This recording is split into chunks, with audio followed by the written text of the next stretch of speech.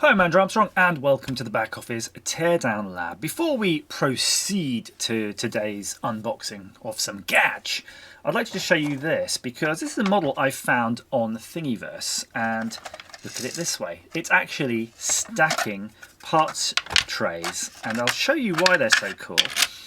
If you take them that way, you can see that they actually interlock and are quite hard to separate. So even if you've got them stacked quite high, you can see I'm vigorously shaking them off. They're not falling apart. But you'll notice this odd feature in the corner, and you're like, what's the odd feature? By the way, this makes the perfect test print. You can see I'm using it to test print filaments. And by the way, this is a clear filament. Look at that.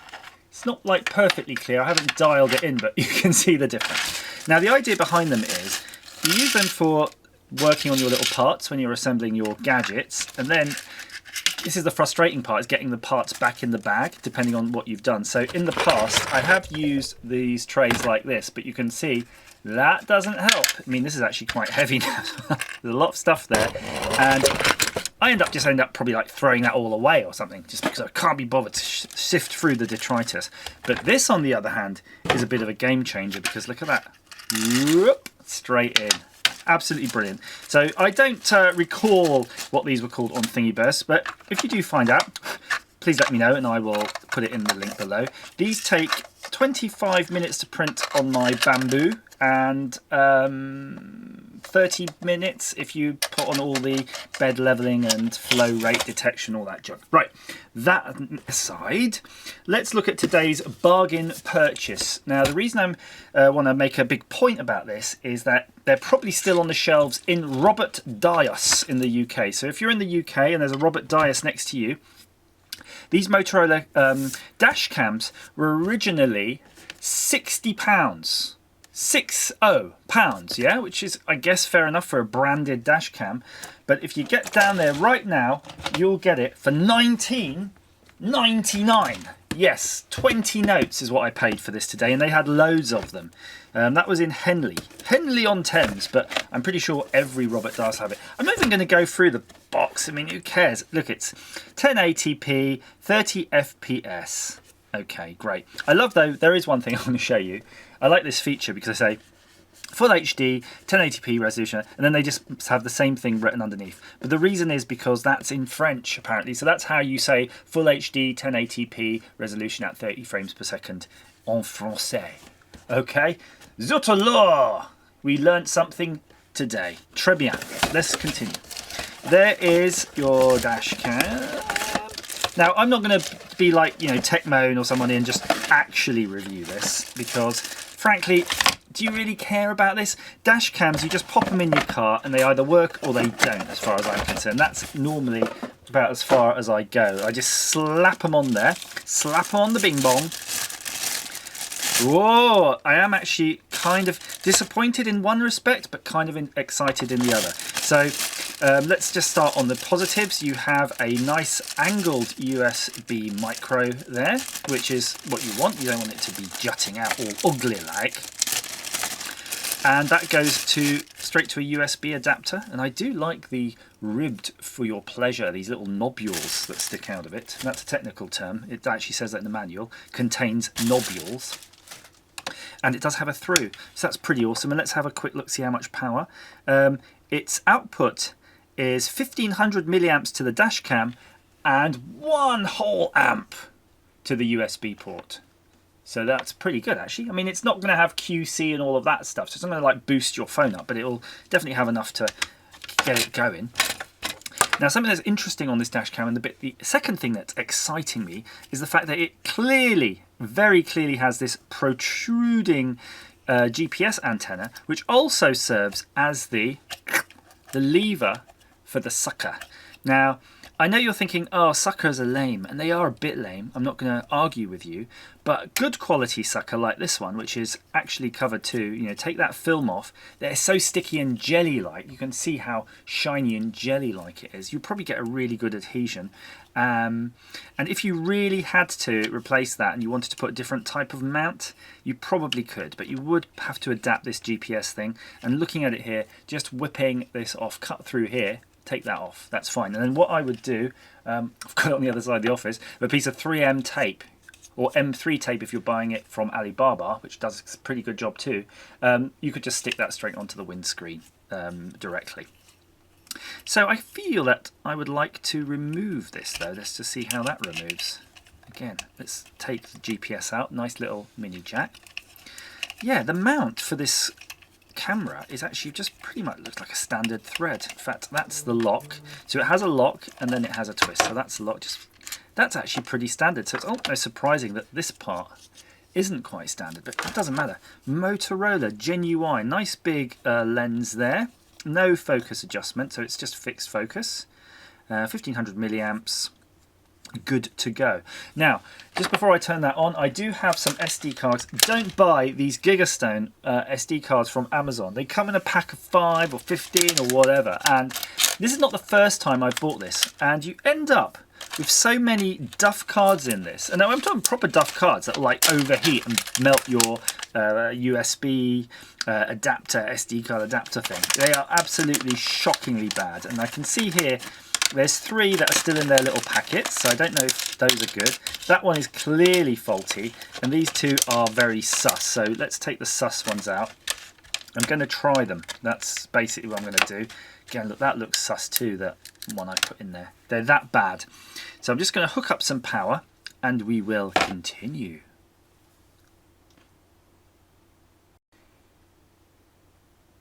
Somewhat amusingly, or is it alarmingly, all of the USB micro leads I have are particularly short or exceptionally long. And I don't want to use the exceptionally long one I've got because it's really rubbish. By the way, beware of this kind of braided one. The wire in it is like literally one single piece of copper. Right, before I turn it on, I'm going to put one of these micro SD cards in. Probably need to mark these with a Sharpie next time. I mean, I really should just send them back to bloody Amazon. Amazon, if you're watching, poo to you. Now I'm going to plug the GPS in as well, so it's got that. That'll be a serial device, by the way. You could probably run this off an Arduino or something similar. It'll just be a serial. You're just going to be, let's just check. You've got 4 contacts. It'll literally be 2 power, ground, RX, and TX. Not necessarily in that order, but in an order similar to that. So, power on. Motorola. Now really, I feel that it probably is a genuine thing. So, format card, is it touchscreen? No, but that's fine. I've got a Garmin GPS Dashcam somewhere, and those are actually fantastic too.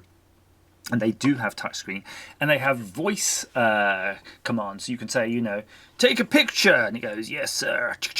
But the nice thing about the Garmin ones, and I suspect this won't have that because it's not a feature, they have a database of the actual speed cameras on them, so you can get that warning when it comes up. And they actually have an ADAS module, which is stands for Automatic Driver AD Assistance System. There you go.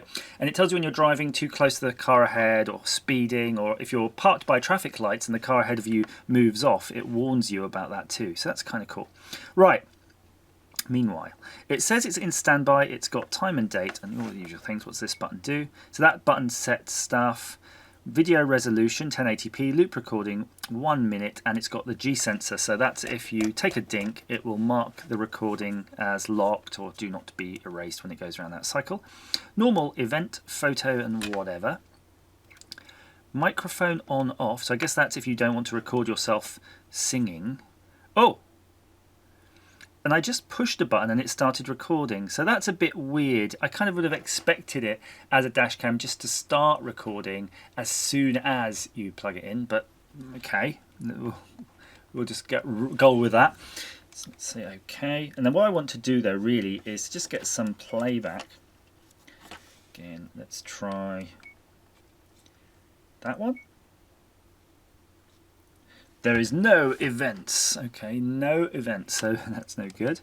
How do we just play back the old recordings? Oh, delete or protect them. No, we don't want to protect them. Go back to menu. Ah, there we go. Okay, and we're going to press OK. I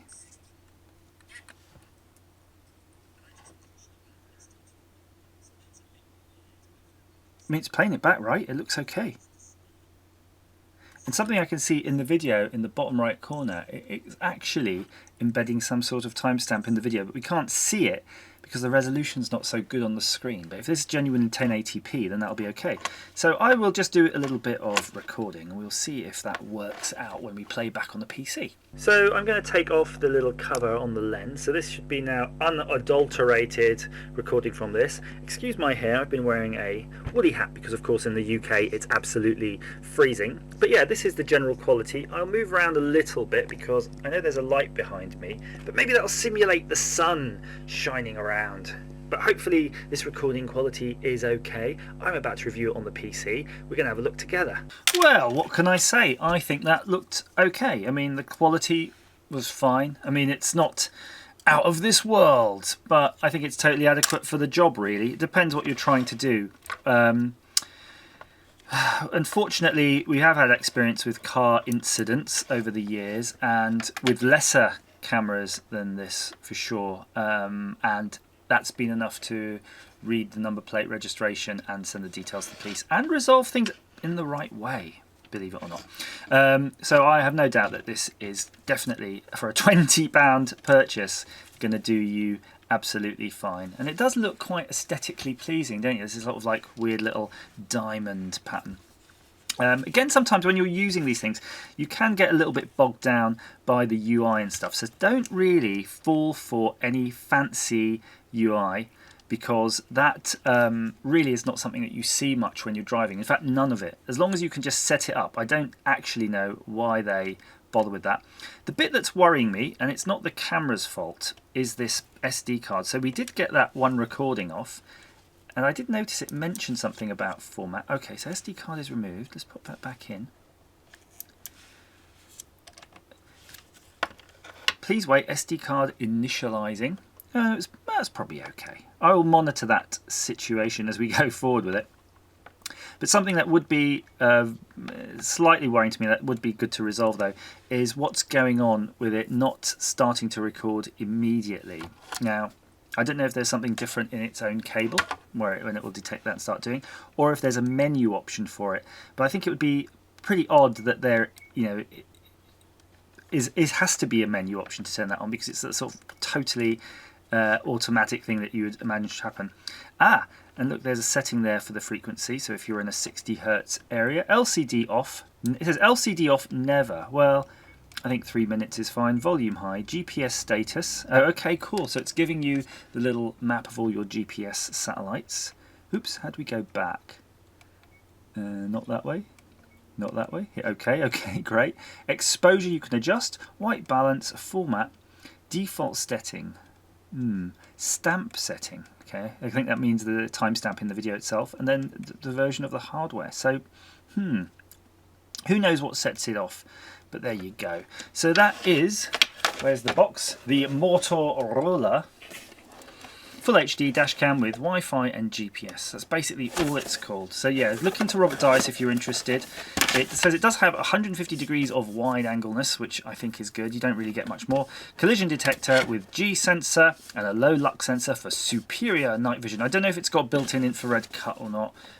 Possibly, probably not. Normally, if it has an infrared cut that's mechanical, you would hear that when you cover the lens, but I'm not hearing anything. They don't normally. But yeah, totally adequate. Comments down below. And yeah, please let me know what GPS you're using and if it's a good GPS or not, because maybe I might look into that too. As ever, thank you for watching. By the way, I've just been doing some tests by putting the power on and seeing what happens. And fortunately, most of the time it goes straight into recording, but a couple of times it went into, do you want to format this SD card? So I did try with some known quality SD cards, and it is an SD card issue. So if you see that, probably try a different SD card, but this does do what it should do when you turn your car on.